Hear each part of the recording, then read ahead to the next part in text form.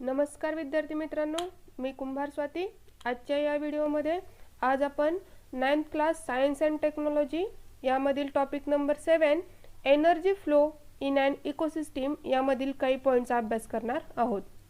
इथं आपल्याला टॉपिक दिसतोय, topic number 7 energy flow in ecosystem.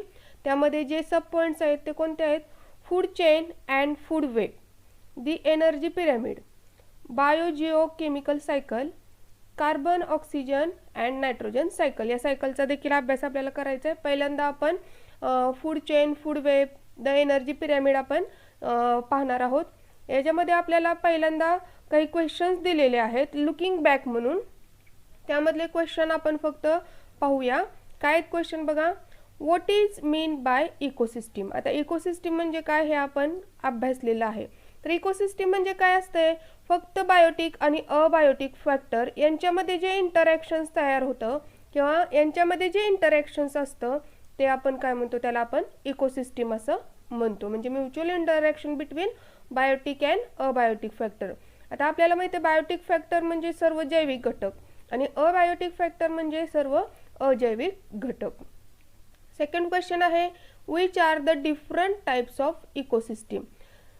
इकोसिस्टीमचे वेगवेगळे टाइप्स कोणते आहेत? तर मेनली 2 टाइप्स आहेत इकोसिस्टीमचे। एक आपण त्याचं ॲक्वेटिक इकोसिस्टीम असं म्हणू शकतो आणि दुसरं टेरेस्ट्रियल इकोसिस्टीम असं म्हणू शकतो। जर आपण ॲक्वेटिक इकोसिस्टीममध्ये बघितलं तर त्याच्यामध्ये अनेक प्रकारचे इकोसिस्टीम आहेत आणि टेरेस्ट्रियल इकोसिस्टीममध्ये देखील आपल्याला अनेक प्रकारचे इकोसिस्टीम पाहायला भेटतील। जसं की आता आपण भूगोलामध्ये सुद्धा तुम्ही शिकलेला आहात की वेगवेगळ्या परिसंस्था, जसं की आपण टुंड्रा प्रदेशातील परिसंस्था अभ्यासलेली असेल, ग्रीन सदाहरित म्हणजे सदाहरित वनांची जी परिसंस्था आहे ती अभ्यासलेली आहे। म्हणजे तुम्ही भूगोलात सुद्धा ह्या परिसंस्थेचा अभ्यास केलेला आहे। तिसरा क्वेश्चन आहे याच्यामध्ये, how do interaction takes place between biotic and abiotic factors in an ecosystem. म्हणजे यांच्यामध्ये इंटरॅक्शन्स कशी होते बायोटिक आणि अबायोटिक फॅक्टरमध्ये? तर आपल्याला माहिती आहे की every living organism require specific abiotic factors for its survival. म्हणजे त्याला जगण्यासाठी कोणत्या ना कोणत्या अबायोटिक फॅक्टरची आवश्यकता असते। जसं की आपल्याला माहिती आहे की आपण ह्युमन आहोत, मानव आहोत, आपल्याला अनेक अबायोटिक फॅक्टरची गरज लागते। जसं की आपण घर बांधणीसाठी जमिनीचा वापर करतो, त्याचप्रमाणे शेती करण्यासाठी देखील जमिनीचा सॉइलचा वापर करतो। म्हणजे every biotic factors needs abiotic factors. म्हणजे प्रत्येकाला सर्वाइव्ह होण्यासाठी लिव्हिंग ऑर्गॅनिझमला अबायोटिक फॅक्टरची आवश्यकता असते। त्याचप्रमाणे various types of soil, quality of light, temperature, humidity जर आपण पाहिले तर ते बायोटिक फॅक्टर्सवर काय करत असतात? अफेक्ट केलेले आपल्याला दिसून येतं। म्हणजे वेगवेगळ्या सॉइलचे प्रकार आपण पाहतो, क्वालिटी ऑफ लाईट असेल, टेम्परेचरचा परिणाम बायोटिक फॅक्टरवर आपल्याला पाहू शकतो आपण। त्यानंतर आता मेन पॉइंट आपण पहिला घेऊया, एनर्जी फ्लो इन इकोसिस्टीम। एनर्जीचा फ्लो इकोसिस्टीममध्ये कसा होतो, म्हणजेच एनर्जी फ्लो कशी होत जाते। त्यापूर्वी आपल्याला इथं जे सांगितलेलं आहे ते पाहूया। पहिल्यांदा काय सांगितलंय आपण? क्लासिफिकेशन ऑफ लिव्हिंग ऑर्गॅनिझम पाहिलेलंच आहे। त्याच्यामध्ये मोड ऑफ न्यूट्रिशन, याच्यामध्ये प्रोड्युसर, कंझ्युमर, सॅफ्रोफाइट, डिकम्पोजर म्हणजे काय हे आपल्याला माहिती आहे। त्याचबरोबर various trophic levels of the ecosystem आपण आपल्या अवतीभोवती पाहतो। आता आपल्याला कंझ्युमर म्हणजे काय? त्याच्यामध्ये वेगवेगळे टाइप्स आहेत। पुन्हा प्रायमरी कंझ्युमर आहे, सेकंडरी कंझ्युमर आहे, त्यानंतर टर्शरी कंझ्युमर म्हणा, किंवा आपण काय म्हणू शकतो त्याला अपेक्स कंझ्युमर म्हणा। इथं आपल्याला वेगवेगळे दिसतात अपेक्स कंझ्युमर। त्यानंतर ओमनिवरस म्हणजे मिक्स्ड कंझ्युमर, मिश्राहारी असं आपण म्हणतो। म्हणजे अशा पद्धतीने आपल्याला कंझ्युमरचे टाइप्स इथे दिलेले आहेत। प्रायमरी कंझ्युमर म्हणजेच कोण असतं? हर्बिवरस, जे कोणावर डिपेंड्स असतात? प्रोड्युसरवर डिपेंड्स असतात। प्रोड्युसर म्हणजे कोण? तर प्लांट्स हे प्रोड्युसर आहेत, कारण ते स्वतःचं अन्न स्वतः तयार करतात म्हणून त्यांना प्रोड्युसर असं म्हटलेलं आहे। प्रायमरी कंझ्युमर जे प्लांट्सवर डिपेंड्स असतात म्हणून त्यांना हर्बिवरस देखील म्हटलं जातं। सेकंडरी कंझ्युमर म्हणजे कोण, जर त्यांना आपण कार्निवोरस म्हणतो, जे प्रायमरी कंझ्युमरवर डिपेंड्स असतात. सेकंडरी त्यानंतर अपेक्स किंवा टॉप कंझ्युमर कोणाला म्हटलं जातं, जे सेकंडरी कंझ्युमरवर डिपेंड्स असतात त्यांना आपण अपेक्स किंवा टॉप कंझ्युमर. त्याचे एक्झाम्पल्स देखील आपण पाहणार आहोत. इथं प्रायमरी कंझ्युमरचं एक्झाम्पल आपल्याला दिसतंय, काय दिसतंय इथं, ग्रास होपर दिसतोय. त्यानंतर सेकंडरीचं बघितलं तर फ्रॉग दिसतोय. फूड चेनमध्ये हे आपल्याला पाहता येईल. त्यानंतर अपेक्स किंवा टॉप कंझ्युमरमध्ये टायगर येते. आणि ओमनिवोरस म्हणजे मिश्राहारी जे असतात त्याच्यामध्ये मेन एक्झाम्पल म्हणजे ह्युमन. आपण कसे आहोत, मिश्राहारी आहोत. कसे आहोत तर मिश्राहारी आहोत. या पद्धतीने आपण इथं बघितलेलं आहे की primary consumer, secondary consumer, apex consumer आणि ओमनिवोरस.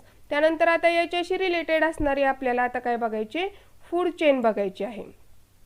आता जी फूड चेन आहे किंवा फूड वेब आहे, ती फूड चेन म्हणजे काय प्रथम आपण बघूया आणि नंतर food web. What is mean by food chain. तर फूड चेन म्हणजे काय असतं, फिडिंग रिलेशनशिप आहे. काय आहे, एक प्रकारचं फिडिंग रिलेशनशिप आहे की प्रत्येकजण कुणावर ना कुणावर काय असतो, डिपेंड असतो. म्हणजेच कुणामध्ये आहे हे फिडिंग रिलेशनशिप, तर प्रोड्युसर असेल, कंझ्युमर असतील, सॅप्रोफाइट्स असतील, डिकॉम्पोजर असतील. म्हणजे काय आहे, या सर्वांनी मिळून काय तयार होत असते, फूड चेन तयार होत असते. And each chain consist of 4 or 5 or more links. म्हणजे एका चेनमध्ये 4, 5 किंवा त्यापेक्षा जास्त देखील लिंक असतात. इथं आपल्याला फूड चेन दिसते बघा. इथं आपल्याला काय दिसते फूड चेनमध्ये, इथं सूर्यापासून काय करतात, सूर्यापासून जी ऊर्जा मिळते त्यापासून जे प्रोड्युसर आहेत ते स्वतःचं अन्न स्वतः तयार करतात. म्हणजे प्रोड्युसर फर्स्ट असतो फूड चेनमध्ये, हे आपल्याला लक्षात घ्यायचंय. प्रोड्युसरवर डिपेंड असणारा हा काय दिसतो, ग्रासहोपर. ग्रासहोपरला खाणारा कोण आहे, हा फ्रॉग आहे. फ्रॉगला खाणारा कोण आहे, स्नेक आहे. स्नेकला खाणारा आऊल. आणि पुन्हा याचं डिकम्पोजिशन होतं. अशा पद्धतीने फूड चेन काय होत असते, तयार होत असते. आणि ह्या फूड चेनमध्ये काय असतात, 4 किंवा 4 पेक्षा जास्त लिंक्स किंवा 4 किंवा 4 पेक्षा जास्त लिंक्स सुद्धा असू शकतात किंवा कमी देखील असू शकतात. म्हणजेच काय आहे, हे इंटरॅक्शन्स आहे. Interactions go on continuously between producer, consumer and saprophyte. There is a definite sequence in these interactions which is called a food chain. यालाच आपण इंटरॅक्शन यांच्यामध्ये जे आहे त्यालाच आपण काय म्हटलेलं आहे, फूड चेन असं म्हटलेलं आहे. आता इथं आपल्याला अनेक फूड चेन देखील आपण तयार करू शकतो. जसं की आता इथं प्रोड्युसरमध्ये तुम्ही कोणतंही प्लांट्स घेऊ शकता. प्लांट्सला खाणारे एखादं एक्झाम्पल घेऊ शकता. आणि पुन्हा आपण त्याला म्हणतो प्रायमरी कंझ्युमरला खाणारे एखादं एक्झाम्पल घेऊ शकता.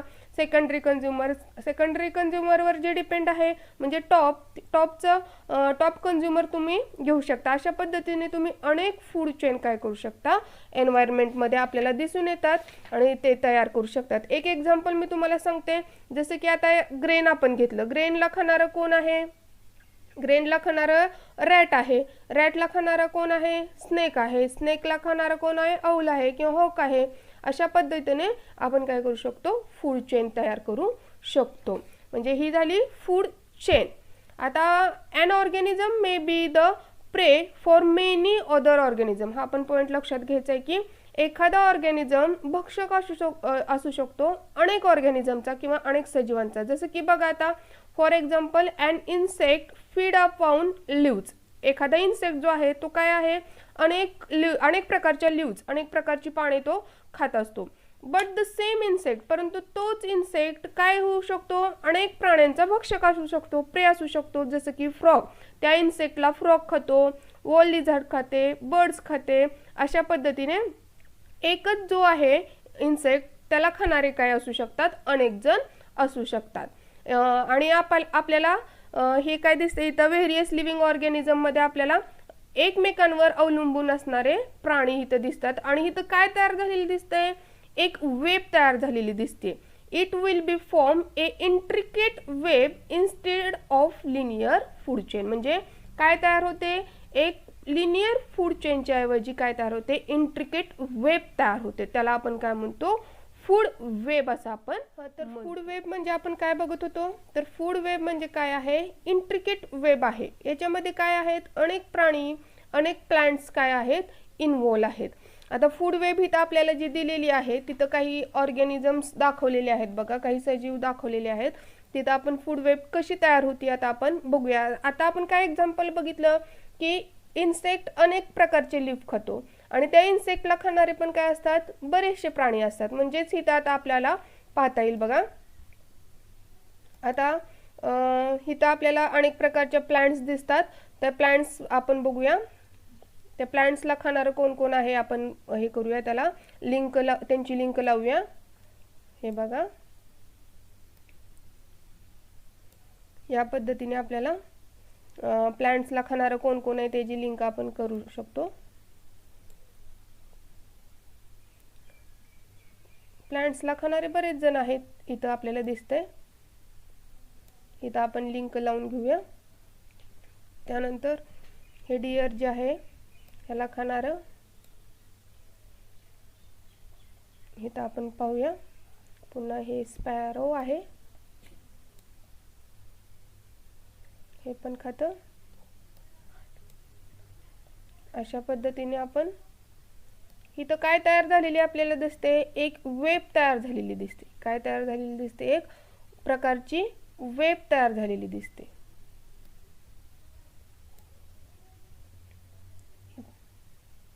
या पद्धतीने म्हणजे एकावर डिपेंड असणारे अनेक जण असतात. एकच प्राणी अनेक जणांचा काय होऊ शकतो, प्रिय होऊ शकतो, भक्षक होऊ शकतो. अशा पद्धतीने आपण काय करू शकतो, एक इथं काय तयार झालेली, एक प्रकारची वेब तयार झालेली आहे. यालाच आपण काय म्हणतो, फूड वेब असं आपण म्हणतो. जर याची डेफिनेशन जर आपल्याला बघायची म्हणलं तर food webs are interconnected food chains in an ecosystem, हे आपल्याला लक्षात येतं.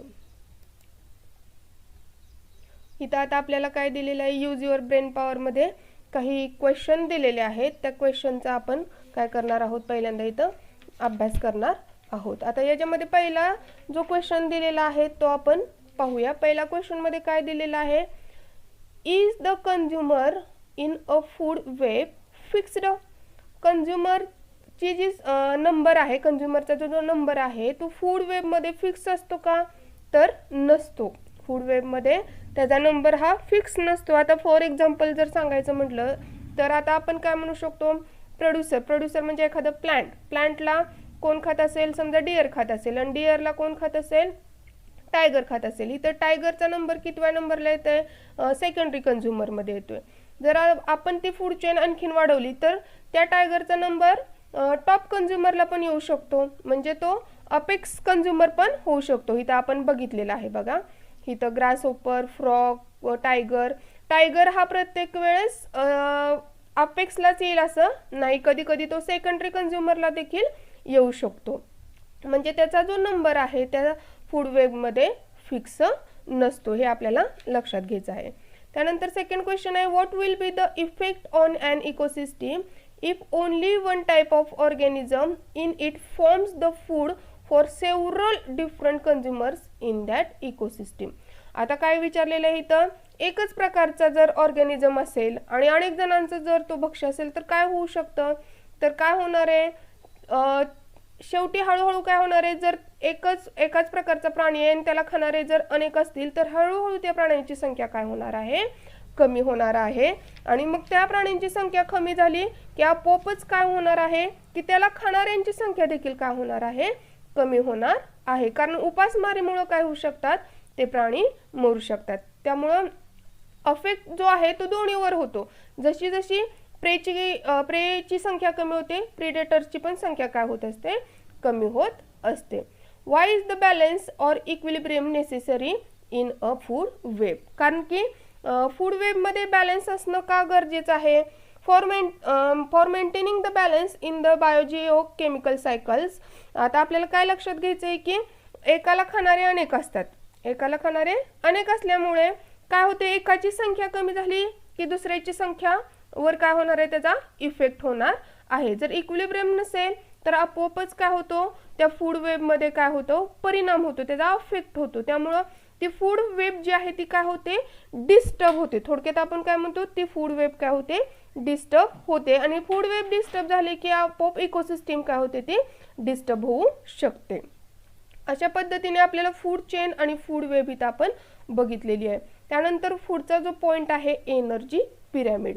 एनर्जी पिरॅमिड जे आहे तो इथं आपल्याला त्याच्यामध्ये ट्रॉपिक लेवल म्हणजे काय बघायचंय. ट्रॉपिक लेवल म्हणजे काय इथं आपल्याला दिसते बघा. ट्रॉपिक लेवल्समध्ये फर्स्ट ट्रॉपिक लेवल तुम्ही पाहू शकता, सेकंड, थर्ड असं का म्हटलेलं आहे ते आपण पहिल्यांदा पाहूया. Each level in the food chain is called trophic level. जी फूड चेन मध्ये प्रत्येक लेवल आहे, आता आपण बऱ्याचशा फूड चेन अभ्यासलेले आहेत, त्याच्यामध्ये जी प्रत्येक लेवल आहे त्याला काय म्हटलेलं आहे, ट्रॉपिक लेवल. पोषक पातळी असं आपण त्याला म्हणतो. मग हे प्रोड्युसरला खाणारं कोण असतं, हर्बिव्हरस, त्याला फर्स्ट ट्रॉपिक लेवल असं आपण म्हणतो. प्रोड्युसर कोणाकडनं एनर्जी घेतो, तर सनकडनं घेतो, हे आपल्याला माहिती आहे. हे आहे फर्स्ट ट्रॉपिक लेवल. हर्बिव्हरसवर कोण डिपेंड्स असतं, कार्निव्होरस, त्याला आपण सेकंड म्हणू. आणि कार्निव्होरस नंतर थर्ड आपण ओमनिव्होरसला थर्ड ट्रॉपिक लेवल इथं आपण म्हटलेलं आहे. म्हणजे अशा काय म्हणू शकतो, ज्या लेवल्स आहेत फूड चेनमध्ये त्याला आपण ट्रॉपिक लेवल असं आपण म्हणतो. A tropic level is the step at which organism obtains its food in the chain. प्रत्येक ऑर्गॅनिझमला त्या ट्रॉपिक लेवलमध्ये काय मिळतं, त्याचं अन्न मिळत असतं. The amount of matter and energy gradually decreases from producer at lowest level to top consumer at the highest level. हे वाक्य महत्त्वाचं आहे. जी एनर्जी आपल्याला मिळते प्रत्येक ट्रॉपिक लेवलमध्ये ती काय होत जाते, एका ट्रॉपिक लेवलमधून दुसऱ्या ट्रॉपिक लेवलमध्ये जाताना काय होत जाते, डिक्रीज होत जाते, ती कमी कमी होत जाते. म्हणजे एका ट्रॉपिक लेवल जेवढी एनर्जी ह्या प्लांट्सला मिळालेली तेवढीच पूर्ण हर्बिव्हरसला तो ट्रान्सफर करतो का, तर नाही, ती काय होत जाते, डिक्रीज होत जाते. हर्बिव्हरसकडनं कार्निव्होरसला तेवढीच पास होते का, नाही, तर ती पण काय होत जाते, डिक्रीज होत जाते. ती किती होत जाते हे आपण नंतर बघणार आहोत. त्यानंतर आपल्याला इंट्रोडक्शन टू सायंटिस्ट इथं आपल्याला बघायचं आहे. Lindeman in 1942 studied the food chain and energy flow through it. म्हणजे त्यांनी लिंडमॅन यांनी काय केलेला आहे, फूड चेनचा अभ्यास केलेला आहे. एनर्जी कशी ट्रान्सफर होते एका ट्रॉपिक लेवलकडून दुसऱ्या ट्रॉपिक लेवलकडे हे त्यांनी आपल्याला सांगितलेलं आहे. आता इथं पुन्हा आपल्याला थिंक अबाउट सांगितलेलं आहे. Think about it, use your brain power सांगितलेलं आहे. आपण थिंक अबाउट इट बघूया. What happens to the energy during its transfer from producer to apex consumer? Does it remain trapped in the apex consumer? Does it remain in the body of apex consumer till its death?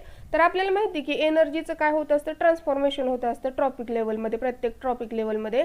आणि जशीच्या तशी energy transfer होत नाही. आणि ती does it remain trapped in the apex consumer, मग जशी transfer होते मग ती अपेक्स कंझ्युमरमध्ये तशीच राहते का, तर नाही, तर त्याचं कन्व्हर्जन हीटमध्ये होत असतं आणि ती पुन्हा वातावरणामध्ये परत. यानंतर आपण यूज युअर ब्रेन पॉवर मधला हा क्वेश्चन पाहतोय. What would happen if the energy remains trapped in the body of apex consumer even after their death? What will happen if there were no decomposers like microbes and fungi in nature?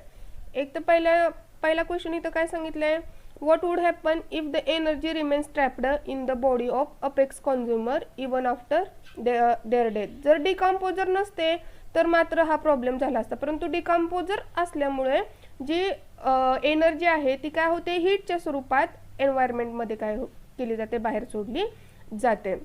आणि microbe जर नसते म्हणजे हे decomposer नसतं तर डिकम्पोजिशनची किंवा डिग्रेडेशनची जी process आहे ती झालीच नसती आणि सगळीकडे तुम्हाला मग मेलेले प्राणी वनस्पती तसेच्या तसे आपल्याला आढळून आले असते आणि हे जग एक कचरा बनलं असतं. म्हणजे डिकम्पोजरचा जो रोल आहे तो सगळ्यात काय आहे, महत्त्वाचा आहे. आता इथं आपल्याला एनर्जी पिरॅमिड दिसतोय आणि एनर्जी पिरॅमिडमध्ये एनर्जीचं ट्रान्सफॉर्मेशन किती पर्सेंटेज मध्ये होतं हे आपल्याला इथं लक्षात घ्यायचं आहे. Figure 7.4 shows the energy transfer that takes place at each trophic level. प्रत्येक ट्रॉपिक लेवलमध्ये एनर्जी किती ट्रान्सफर होते हे आपल्याला इथं सांगितलेलं आहे. There are different levels of energy exchange in the food chain. The initial quantity of energy goes on decreasing at every level of energy exchange. Similarly, the number of organisms also decrease from the lowest level to the highest level. काय सांगितलंय, energy transfer कशी होते ते पण सांगितलेलं आहे. आणि महत्त्वाचं आणखीन काय सांगितलेलं आहे, the number of organism also decreases. ऑर्गॅनिझमची जी संख्या आहे ती सुद्धा जशी जशी ट्रॉपिक लेवल वाढत जाते, हायेस्ट पर्यंत जाते, तशी तशी संख्या कमी होत जाते. जसं की तुम्ही बघितलं की मायक्रोबची संख्या खूप आहे आणि टायगरची संख्या त्या मानाने फार कमी आहे. मुंग्या जर आपण बघितल्या तर किती मोठ्या प्रमाणात असतात, आणि जर आपण इतर प्राणी बघितले त्या मानाने त्यांची संख्या काय आहे, खूप कमी आहे, हे आपल्याला लक्षात येते. This pattern of energy exchange in an ecosystem is called a pyramid of a energy. म्हणजे एनर्जी एक्सचेंज करण्याची जी प्रक्रिया आहे त्यालाच काय म्हटलेलं आहे, पिरॅमिड ऑफ एनर्जी. तर पिरॅमिड तुम्हाला दिसतोय. ह्या पिरॅमिडमध्ये काय लक्षात घ्यायचे बघा, pyramid of energy in aquatic ecosystem दिलेला आहे आपल्याला. ॲक्वॅटिक इकोसिस्टीम मधला एनर्जी पिरॅमिड दिलेला आहे. त्याच्यामध्ये काय दिसतंय, हा प्लॅन्क्टॉन्स दिसतो. म्हणजे काय आहे, हे जलचर वनस्पती आहे. त्यानंतर झू प्लॅन्क्टॉन्स आहे, फिशेस आहे आणि ह्युमन्स आहे. आणि याच्यामध्ये एनर्जी कशी ट्रान्सफर झालेली आहे बघा. पहिल्यांदा फायटोप्लॅन्क्टॉन्सला किती एनर्जी गेट झालेली मिळालेली आहे, 10,000 किलो कॅलरी. त्यानंतर ती किती ट्रान्सफर झालेली आहे झू प्लॅन्क्टॉन्सकडे, 1000 किलो कॅलरी. झू प्लॅन्क्टॉन्सकडून फिशेसला किती गेलेली आहे, 100 किलो कॅलरी. आणि फिशेसकडून ह्युमन्सला किती पास झालेली आहे, 10 किलो कॅलरी. म्हणजे बघा 10,000 मधली 1000 गेलेली आहे, 1000 मधली 100 गेलेली आहे, 100 मधली 10 किलो कॅलरी पास झालेली आहे. म्हणजे एनर्जी ट्रान्सफर कशी झालेली आहे, म्हणजे किती पर्सेंटेज झालेली दिसते बरं आपल्याला एनर्जी. तर आपल्याला लक्षात येईल की एनर्जी प्रत्येक लेवलला किती ट्रान्सफर झालेली आहे, तर ती 10% ट्रान्सफर झालेली आपल्याला दिसून येते. किती ट्रान्सफर झालेली आहे, तर ती 10% मध्ये काय झालेली आहे, प्रत्येक वेळेस ट्रान्सफर झालेली आपल्याला दिसून येते. ती अशा पद्धतीने आपल्याला एनर्जी ट्रान्सफर कशी होते हे लक्षात येते की प्रत्येक टॉपिक लेवलमध्ये जी आहे ती एनर्जी काय होते, 10% काय होते, ट्रान्सफर होते. After the death of apex consumer their energy becomes available to the decomposer. आत्ताच मी सांगितलं होतं की जे ऑर्गॅनिझम डेथ होतात त्यानंतर ती एनर्जी आहे ती कुणाला मिळते, तर डिकम्पोजर. त्यामुळे डिकम्पोजरचा रोल देखील महत्त्वाचा आहे. Fungi and other micro organism decompose the bodies of dead animals, they are called a decomposer.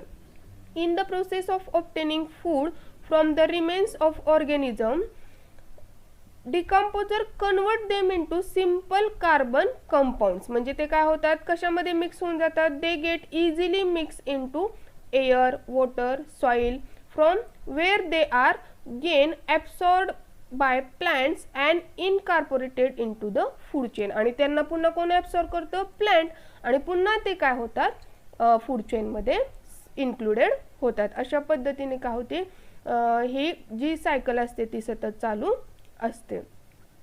The sun is the most important source of energy in an ecosystem. हे महत्त्वाचं आहे की सूर्य हा काय आहे, सगळ्यात महत्त्वाचा सोर्स आहे. की सूर्यापासून आपल्याला ऊर्जा मिळते आणि ती कोण घेतं पहिल्यांदा, तर आपल्याला माहिती आहे प्रोड्युसर म्हणजे प्लांट्स घेतात. Green plants of the ecosystem store some of the solar energy in the form of food before reaching the decomposer. डिकम्पोजरच्या पोहोचण्यापूर्वी ते कशामध्ये ते एनर्जी स्टोअर करतात, फूडच्या स्वरूपात. आणि ही फूड कोण खातं, मग प्रोड्युसरवर जे डिपेंड्स असतात त्यांना आपण काय म्हणतो, हर्बिवोरस. हर्बिवोरसवर जे डिपेंड्स असतात त्यांना कार्निवोरस. अशा पद्धतीने एनर्जी काय होत जाते, ट्रान्सफर होत जाते. This energy is passed on from one tropic level to the next. Decomposer dissipate some amount of energy in the form of heat. च्या स्वरूपात ते काय करतात, एनर्जी डिसिपेट करून टाकतात एन्व्हायरमेंट मध्ये. However, no part of the energy ever returns to the sun. म्हणजे जी energy मिळाली होती सनकडनं ती रिटर्न सनला जाते का, सनला मिळते का, तर ती रिटर्न सनकडे जात नसते. म्हणून आपण काय म्हणू शकतो, hence such passage of energy is referred to as a one way transport. म्हणून एनर्जी कशी ट्रान्सपोर्ट होते, वन वे ट्रान्सपोर्ट होते. आपण न्यूट्रिशन कसे ट्रान्सपोर्ट होतो, तर ते सायक्लिक मॅनरने होतो, ते आपण नंतर पाहणार आहोत. परंतु एनर्जी ट्रान्सफॉर्मेशन जे आहे ते कसं आहे, वन वे आहे. तुम्हाला एक्सरसाइज मध्ये यावर एक क्वेश्चन पण दिलेला आहे, तो बघा इथं आपल्याला दिसतंय क्वेश्चन नंबर इथं गिव रिझन मध्ये energy flow through an ecosystem is a one way. कारण की सूर्याकडे ती परत जाते का एनर्जीचा फ्लो, तो सूर्याकडे परत जात नाही, म्हणून तो कसा आहे वन वे आहे. हे आपल्याला त्याचा आन्सर लिहिता येईल. त्यानंतर इथं आपल्याला पाहता येईल use your brain power. Why are the number of tertiary consumer always less than those of a other consumer. आताच आपण बघितलं होतं की टर्शरी कंझ्युमरची जी संख्या आहे ती कशी असते, कमी असते, आणि जे लोअर जे असतात त्यांची संख्या जी असते काय असते, म्हणजे आपल्याला काय लक्षात घ्यायचं इथं की जे प्रे असतात प्रेंचा नंबर काय असतो, जास्त असतो. कशापेक्षा, प्रिडेटर पेक्षा. कारण प्रिडेटर हे कशावर डिपेंड असतात, प्रेवर डिपेंड असतात, म्हणजे भक्ष्याची संख्या ही काय असते, जास्त असते. हे आपल्याला इथं लक्षात घ्यायचं आहे. अशा पद्धतीने इथं आपल्याला शेवटचा एक पॉइंट दिलेला आहे, institutes at a work. The Indian Institute of Ecology and Environment, Delhi, was established in 1980 and is involved mainly in research, training, and arranging workshops and seminars. This institute has published the International Encyclopedia of Ecology and Environment. हे आपल्याला ज्यादा माहितीसाठी हे institution at work कसं केलं जातं हे आपल्याला इथं सांगितलेलं आहे. अशा पद्धतीने आजच्या पॉईंटमध्ये आपण काय काय बघितले आहे, तर आजच्या पॉईंटमध्ये आपण काय बघितले आहे, एनर्जी फ्लो इन इकोसिस्टीममध्ये primary consumer, secondary consumer, apex consumer, omnivorous म्हणजे काय बघितलेलं आहे. त्यानंतर फूड चेन कशी असते आणि फूड वेब कशी असते. फूड चेन आणि फूड वेबमध्ये काय फरक आहे. फूड वेब म्हणजे काय आहे, एक प्रकारचं जाळं आहे. फूड चेन म्हणजे काय, सरळ एक चेन असते, त्याला आपण फूड चेन म्हणतो. त्यानंतर इथं फूड वेब आपण तयार केली होती.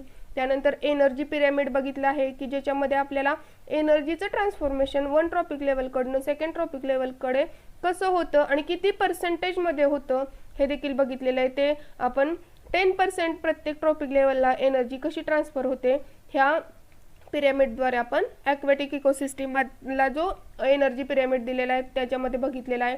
तसंच आपण पिरॅमिड इतर टेरेस्ट्रियल जे ॲनिमल्स आहेत त्यांचा देखील आपण करू शकतो. एनर्जी ट्रान्सफर किती होते तेवढं आपल्याला लक्षात घ्यायचं की 10% प्रत्येक ट्रॉपिक लेवलला ती काय होत असते, पास होत असते. त्यानंतर पुढच्या व्हिडिओमध्ये आपण पुढचा पॉईंट अभ्यासणार आहोत. धन्यवाद.